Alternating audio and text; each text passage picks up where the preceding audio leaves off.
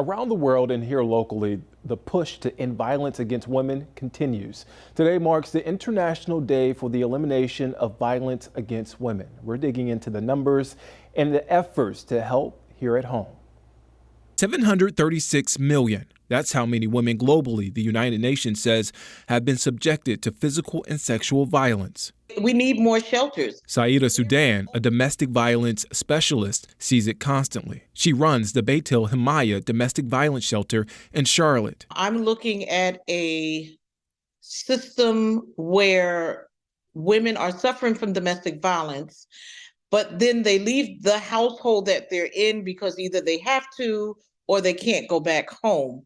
And now, after a certain amount of time, these women are homeless. Saturday, UN Women kicked off the International Day for the Elimination of Violence Against Women. The goal is to raise awareness when it comes to rape, domestic violence, and other forms of violence against women and girls. In North Carolina, 35.2% of women experience domestic violence and stalking in their lifetime. That's according to the North Carolina Coalition Against Domestic Violence. The South Carolina Coalition Against Domestic Violence and Sexual Assault says more than 42% of women statewide have had similar experiences. We find out what it is through their case management, what they need. While Saida works to help women and families get back on their feet, she says it's a community effort. We can always use help.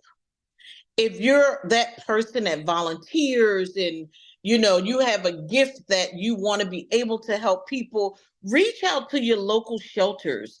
Reach out to your local homeless shelters.